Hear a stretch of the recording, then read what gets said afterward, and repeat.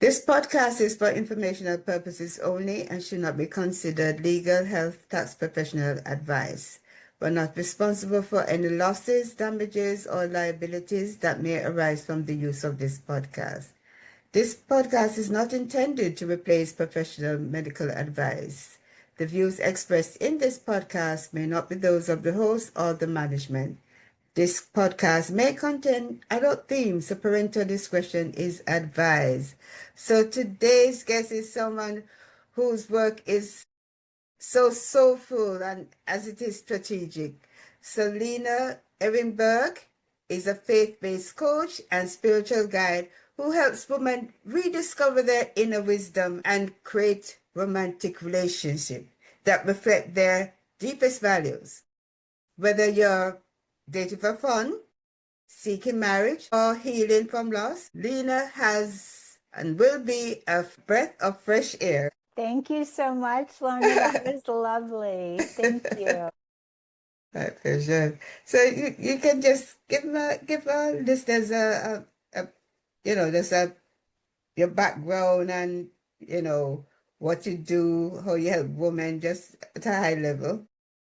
Well, thank you. So I'm Lena Ehrenberg, and I'm just very, very happy to be here. So lovely to have met you, Lorna, and been in your world for a little while. And I just think what you do is wonderful, and your community is really lovely. And thank you for including me in your community. I am a coach. I help women figure out who to date.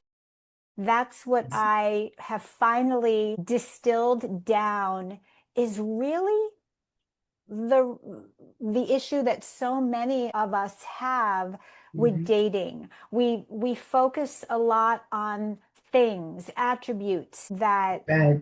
that someone has, right? And I think that for a lot of us, we have to I call it kind of broadening out while we're also even focusing more in, which is the broadening out is to ultimately, we're going to be in a relationship. There's two people and this third entity that is the relationship. So, what ultimately do we want for the relationship? And we can't focus so much just on specific attributes of a particular person. I always like to talk to women about getting grounded in your own values and building your foundation from there. And so that's what I really love to do. I love to help women have fun dating because there's a lot of us that are not doing that. And dating, yeah, right? But let's think about it for a second. Dating is social. It's not supposed to be work. It's supposed to be fun. And there's a lot of us not having fun. And we can figure out how to do that and how to enjoy the process. What we all know, what good comes from joy, right? And what joy comes from good. Right. So that's how I really like to think about it. And I have evolved to that philosophy, having done an awful lot of work about the fact that I was not having a lot of fun dating. And I remember being asked, and I went through a period of time where I was asked this question a lot. Why aren't you married? You're so pretty.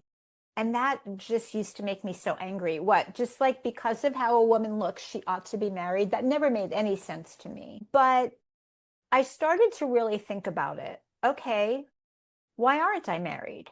Well, if I want to be married, I realized that that wasn't a useful question. A much more useful question that I evolved to was, why aren't I dating men I want to be married to? And that started me on this journey of thinking about who are we dating? How do we choose? And how can we choose better so that we can, move ourselves into the opportunity to be creating a long-lasting relationship? So what do you consider to be the main components for successful dating? That's a great question. Nobody's ever actually phrased it to me that way before.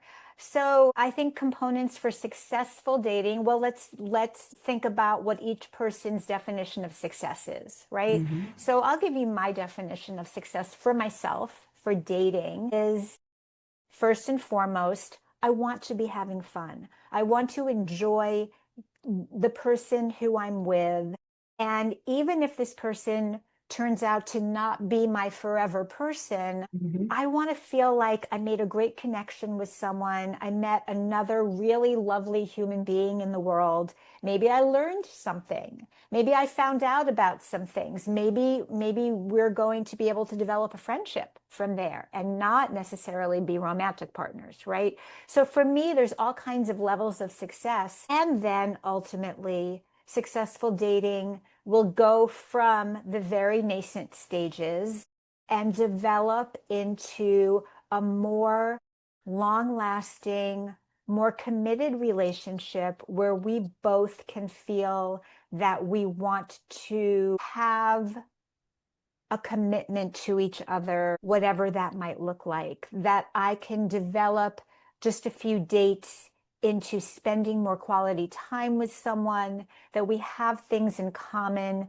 that we have activities that we love to share, that we have shared values. Maybe we'll start to work together toward a cause. I have in the past engaged in a lot of charitable activities with people who I Right. was dating, right? Because we had shared values and that type of relationship where we together can be bringing more value to the world. When I was sort of thinking about components, I was sort of thinking in my mind, I was thinking that, you're going out there, you're going to introduce yourself to persons, but you need to know what your foundation, what are your values, what are things that you're not going to compromise, what are things are, totally off the Yes. table, you know.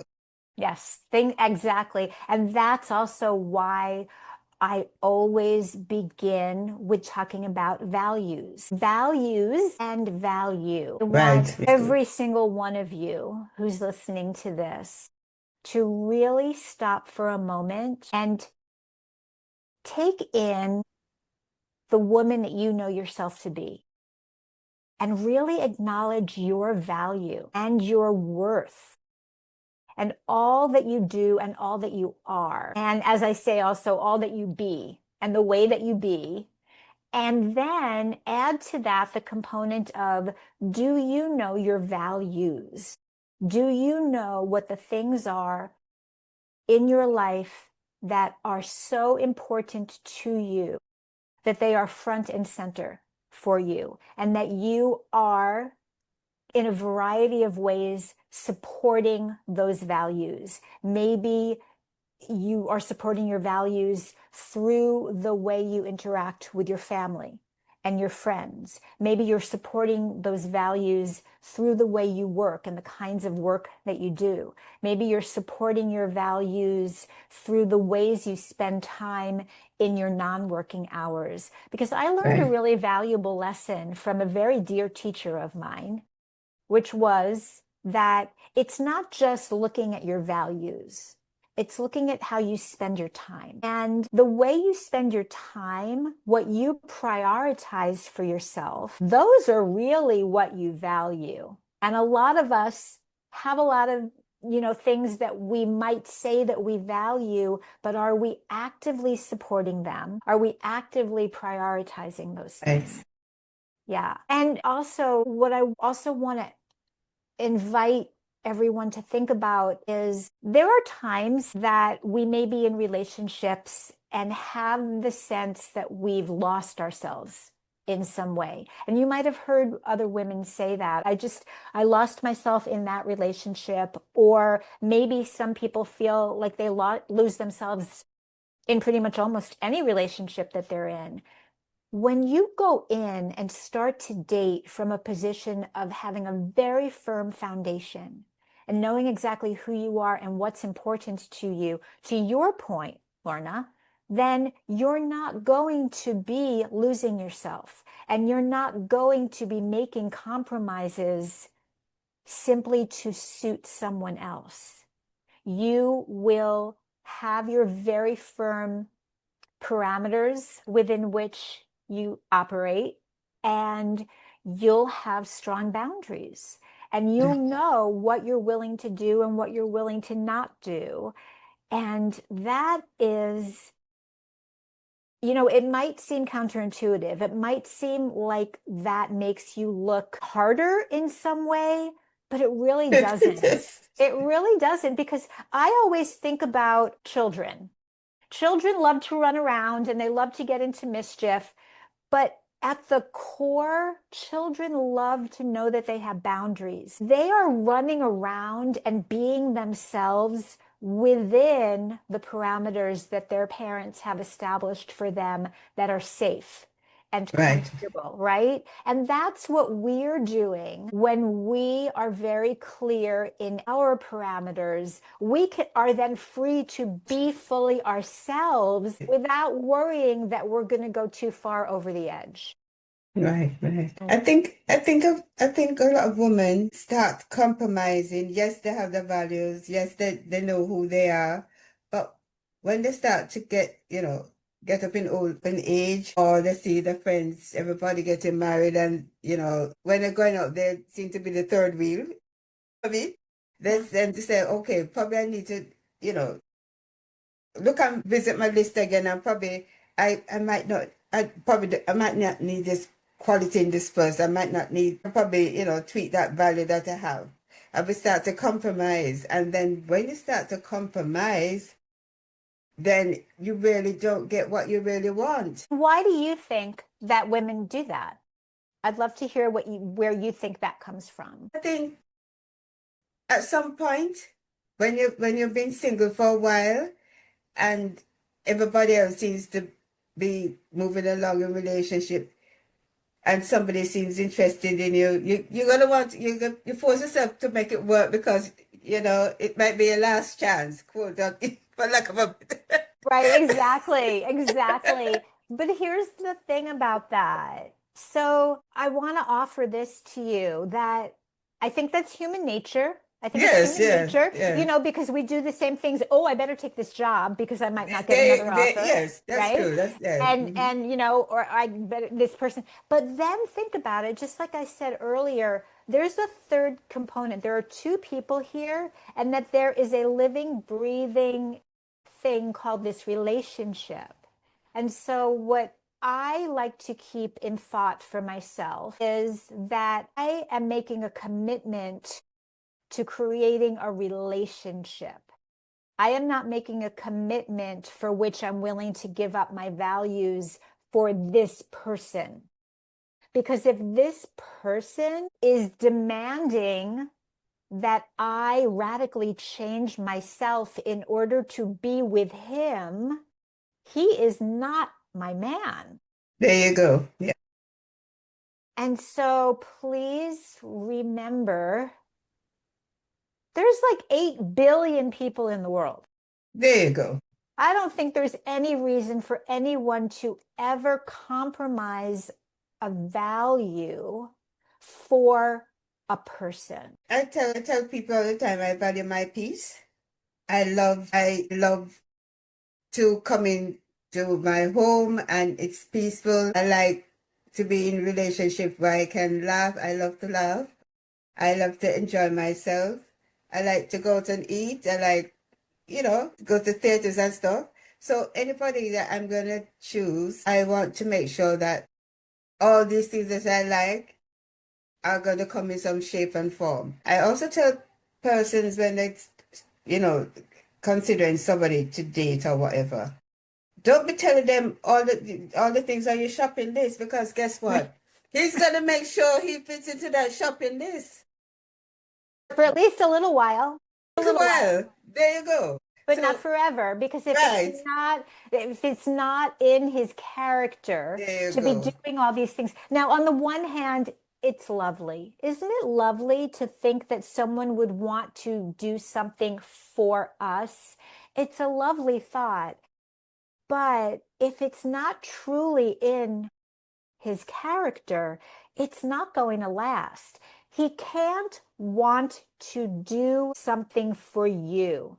He has to want to do something for himself, or Right. else it won't last. And you're reminding me, actually, when I was in my 20s and living in New York, I was introduced through friends to a musician, and we started dating, and that was very exciting. I was going to jazz clubs, and I was, Right. one of the girlfriends, one of the, the girlfriends and the wives all got to hang out together, and and I felt like I was in this great little club, and it was wonderful, and it was great for a while until I had a full-time job, 9 to 5, Monday through Friday, right? Right. Well, I would want to go out somewhere on a Saturday, and he would say, "Oh, no, no, no, I can't go out somewhere on a Saturday. I have to sleep on Saturday." Right. Okay, but he expected me to be going to his gigs with him any night of the week. And they Mm-hmm. would go until 12 or 1 o'clock in the morning. And I would say, "Well, I can't go. I have to get up and go to work in the Right. morning." "Well, but you should be with me." I was like, "Well, I could say that you should be with me on a Saturday." Right? So the expectation that someone has of us is fine. It's fine that someone wants to bring us into their life and their lifestyle. Are they willing to also become part of your life and lifestyle? And then the two of you create a lifestyle together. And so obviously that relationship wasn't going to go anywhere because neither of us would or could, Right. we Right. felt. Right. But it's the same thing in regards to persons. If you know that you live a faith-based life and church or your Sabbath is something very important to you, you go to church and you have family, that's your family time. Now, if that person isn't a person who really goes to church, you have some persons only go to church on holidays, the Easter, the Yeah. the Christmas, the what have you. But Yeah. they would tell you that they go to church, right? Yeah. But you check it out, they only go on those days. They will come with you on the Sunday, but after a while, that is not who they are. Yeah. So you're gonna end up in a relationship where you're gonna be going to church all by yourself again, as if Yep. you were single, and that's gonna put a strain on the relationship. So you have to be on equal yoke. Yes, absolutely. Now, for some people, now I don't know about your listeners, it might be a strain for them, but for other people, they might be okay with that, right? They Right, might be okay because here's the other thing too. Some people are very spiritual and very right. committed to having a spiritual practice, but it doesn't include church. Yeah, the physical building. Yeah, Right. yeah, And so yeah. for that, you might be someone who's really okay with that because you're getting that need met, that you are able to connect with someone on the subject of spirituality. And if that's okay for you, that's wonderful. If it's okay for them, it's wonderful. And, but please hear what we're both saying. If it's not, if you really want to be in a relationship with someone who will be sitting beside you in church, then please don't compromise on that. Or please don't try to convince yourself that it's okay when it's really not. It's okay for things to not be okay. It's we and a lot of times and women are raised to be accommodating. We're raised to want to be the helpers and Yeah, want to make everything yeah. okay. But and so we kind of sometimes carry that with us into our own lives and our own relationships, but it's really okay for you to not fix it. It's really okay for you to not switch off the way you're thinking in order to make this relationship work. Hmm. You really, in your heart, please be true to yourself and please prioritize what you know are the qualities in a partner that will best complement you and your values. And so, in the same way, you can best complement your partner. So let's just talk about faith. With the modern day dating landscape, how can women align their purpose in this landscape that we have, the dating landscape? Well, one of the ways is exactly what we've been talking about, which is holding your values front and center for yourself. And faith, if faith is truly number one for you in your heart, in your values, then that has to be your number one. And whether we're talking about dating, whether we're talking about meeting someone in person or meeting someone through friends or even on dating apps, or online, that has to be your first priority. Now, if you're being introduced by friends, I'm sure that they know you. I just have to pause for a second because you just reminded me of something. Years and years ago, I was talking to someone, I didn't know her very well, and I was talking to her about dating, and I think I had just come out of a relationship and I was very sad, and she knew that, I have a very strong faith. And she said, well, what about at church? And I said, well, I really haven't, met anyone in my church yet. And she said, you know what? You should go to this church. And she told me about this church that I had heard of. She said, they have a huge congregation and there's probably a lot of men there. I said, but that's not my church. And she said, yeah, but there's so many men there. And I said, but that's not my church, and that would be duplicitous. And so I think that there are a lot of people who are well-meaning, but my point in saying this is you don't have to be looking outside of what you know to be true for yourself. And now I'll continue with what I was talking about is even if you want to date online, if you want to use apps, there are certainly so many different dating apps now that really cater to people with very strong values in certain areas.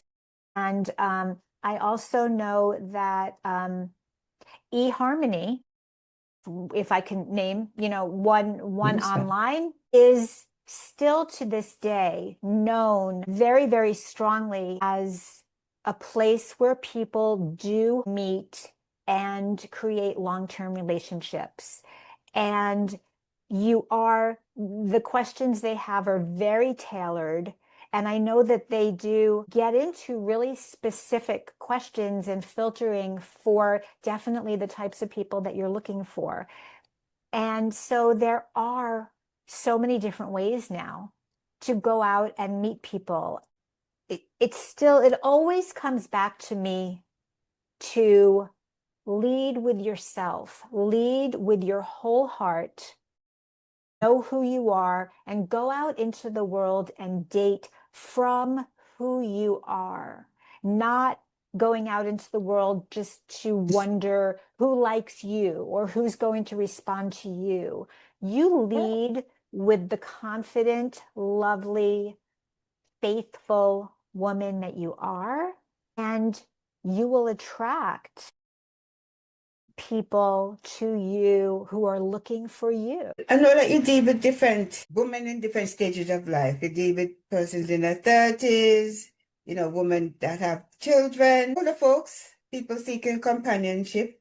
Mm-hmm. So how do you navigate this? How do you deal with these different persons and address their needs? Yeah. So I really love to learn about people, and we talk a lot when we're first getting to know each other I find out a lot about who she is, and I want to know what she considers is what's been holding her back. Now, for some women, it's not necessarily holding back. Like you said, some women have been married before. It may just be a case that they haven't been dating in a while. But I also really like to find out what do you think? Not only what do you think about yourself? What do you think about relationships? What do you think about men? And because we don't always realize the things that we're saying to ourselves that we hear and they become our thoughts. and our thoughts Right. become our beliefs, right? Yes. So a lot of it for women in different stages of our lives, a lot of it can be coming from what are you listening to? Who are you believing? And what are the beliefs that you've created for yourself?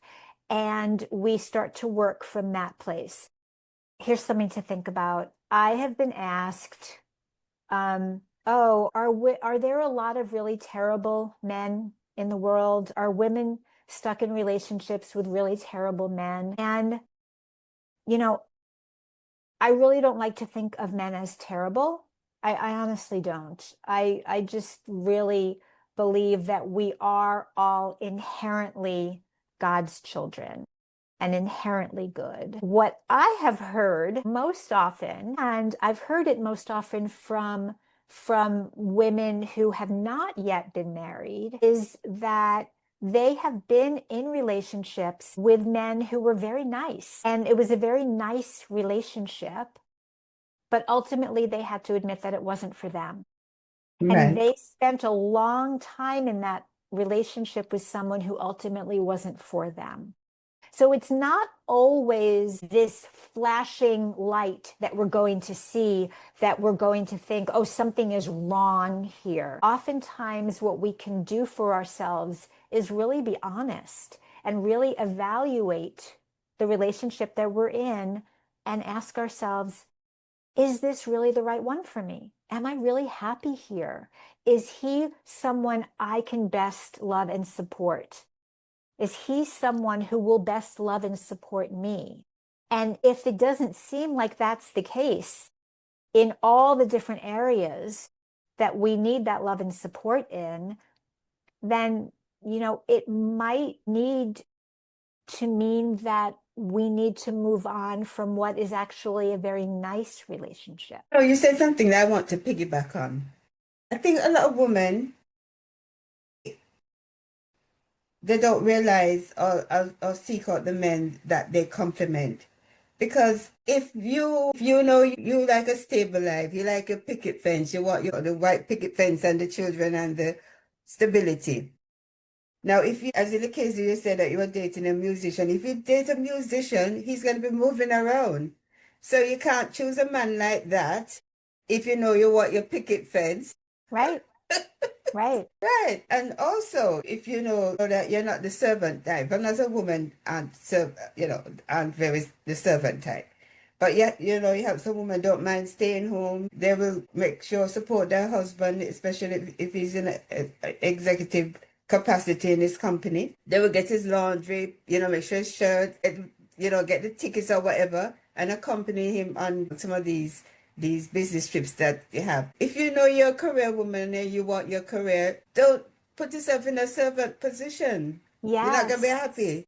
Yes, exactly. I had a friend years ago in another state who's had been married to a pastor, There you go. There you go. There you go. right? I mean, and Yes. let's talk about service. And so, and that was a big undertaking for her, and that was a huge commitment on her part to not only his work, his congregation, his Right. church, Everybody right? calling him various time of night. Somebody passed, somebody at the hospital. He's all over the place and He's all over the place, plus all that was required of her as the right. wife of the pastor to be, serving on committees and being by his side and doing all the Right. things that she needed to do. And so, Right. yes, and you said it, and I didn't mention this, but this is also a part of, I hope that whoever's listening to this is going to right afterwards, like sit down and start to make a note to yourself of your values. What are my values? And how do I prioritize my values? And along with that, just like Lorna just said, not only your life vision, but your lifestyle. How do you want to live day to day? Now, are you someone who wants to have children? That's a really important thing to know. And you're going to want to choose a partner who absolutely wants that as Right. well. And that's going to give you a particular lifestyle. If you're talking about having a baby or a couple who are going to become toddlers Right. and all of that, right? Or are you someone who already has your children and perhaps they're teenagers or they're out of the house? And are you going to want to be dating someone who's got younger children, or perhaps you feel like you've emerged from that period Yeah. of time? You don't want to bother with that. Right? Or are you someone who's even older and thinking about, well, the person I meet, I might become a grandmother, by dint of being with this person and they've got a family and grandchildren. Right. So it's all about your lifestyle. And that also includes, where do you want to live? Do you want to live in a city? Do you want to live in a suburb? Do you want to live in a Right. country? The country, right? So it's all about that, which is even more reason to not get so attached to a particular man, especially very quickly. Because once, Exactly. right? Because it's Yeah, really hard to exactly. move on to that after that. Yeah, yeah, yeah. So, what's one piece of conventional dating advice that, you believe is outdated? Oh, conventional dating advice that's outdated. I think that it is outdated to have dinner on a first date. That's very traditional and conventional. And the idea that a man should pick you up for that dinner on the first date, I think both of those things, because of the world in which we live, Exactly. they're Different. very outdated. Safety wise, even okay, even if you meet someone in person, maybe not through a friend, like if you are introduced to someone through a very good friend and they really know that person, then you might be okay having him come and pick you up on a date. But I've had situations where I had a friend kind of introduce me to someone who I found out later she didn't even really know.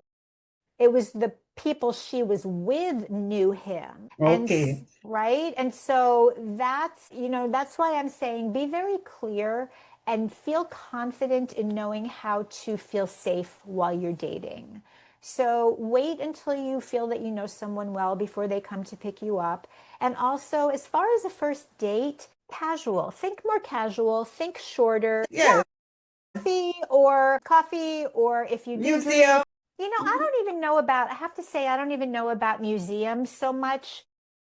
Yes, it could be, but I'm just thinking just the amount of time too. Oh, Figure an hour. An hour is a great amount of time to spend with someone to see if you want to spend more time with them. And so, it's just like you just said, a coffee, or there's a great park not too far from my house with a beautiful little lake. I always say, hey, let's go meet and take a walk around the lake. And that's a really fun thing to do. It's also good to remember that when you're meeting someone, you don't want it to feel like an interview and you don't want it to feel like a competition. So try to avoid sitting across from someone and going face to mhm, face. That's very mhm, interview style, right? mhm, So if you can sit, what is this, perpendicular to mhm, someone, one person sitting here and one person sitting mhm. here, so that you're next to each other, or Right. walking, you're next to each other and talking,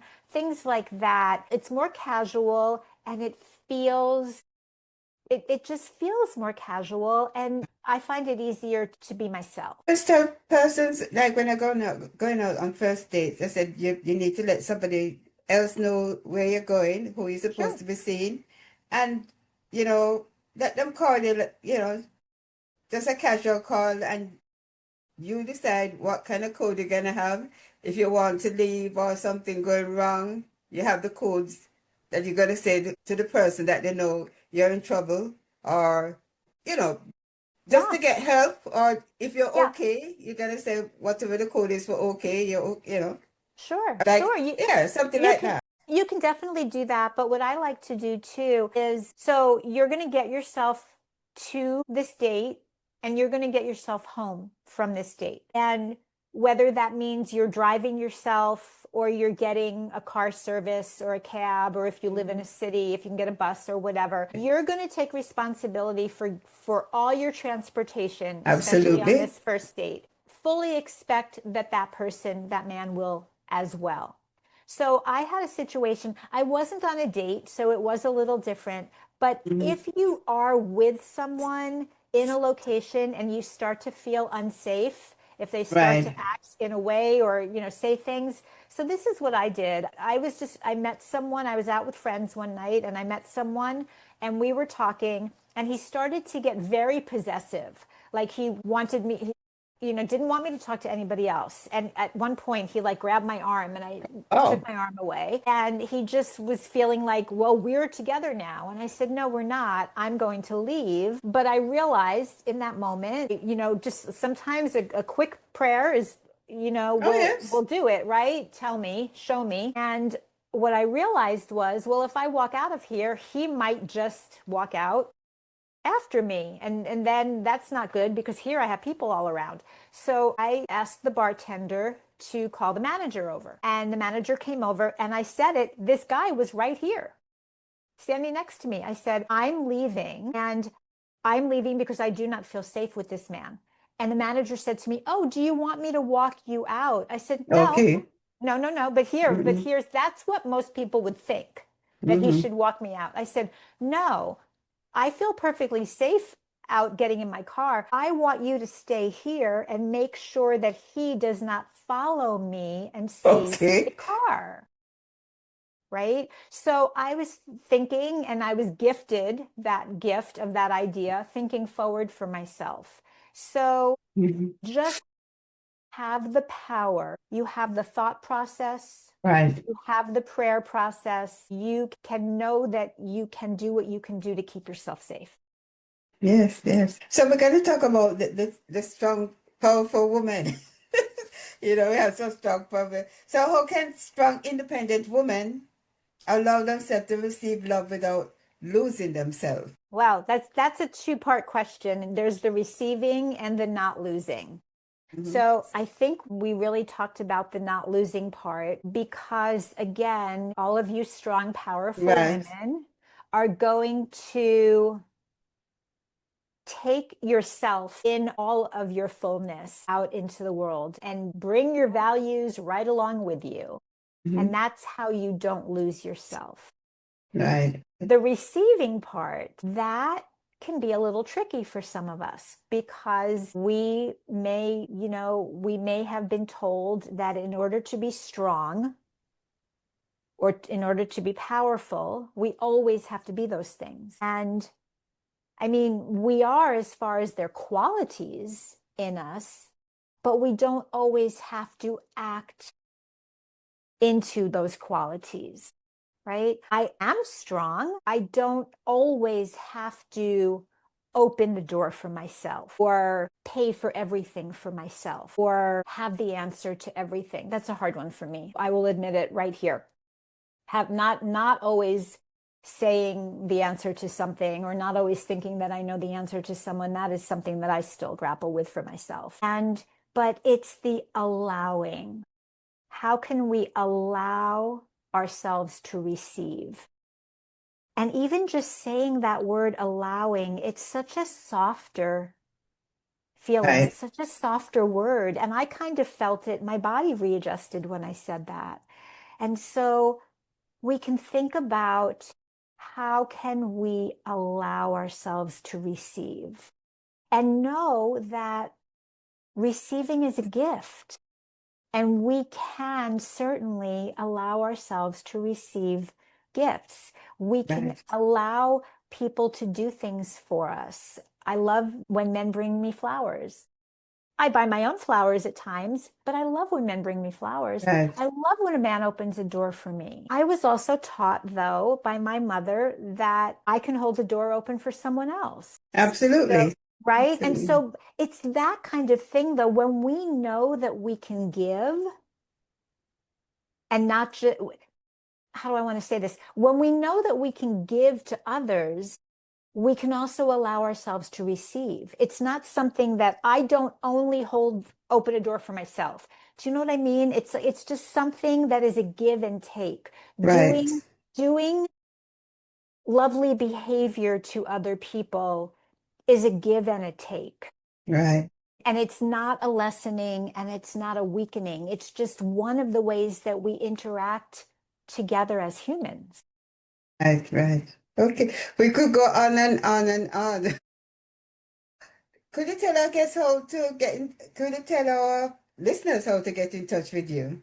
Yes, thank you so much for that. This has been so much fun. So I'm Lena Ehrenberg, and my website is lenaehrenberg.com. And I'm pretty sure that's probably going to be in the show notes. And it is LenaEhrenberg.com. And when you go to my website, you will find a free guide, and it is 3 essentials, 3 ways that you can start to date differently now. Super simple, super easy to understand. 3 things that you can start to do right now that are probably different than the way you're dating right now. And if you want to make some changes in the way that you're dating, if you'd like to have different outcomes with your dating, I hope that you will come and get this guide and start to change it up for yourself and start to have fun dating.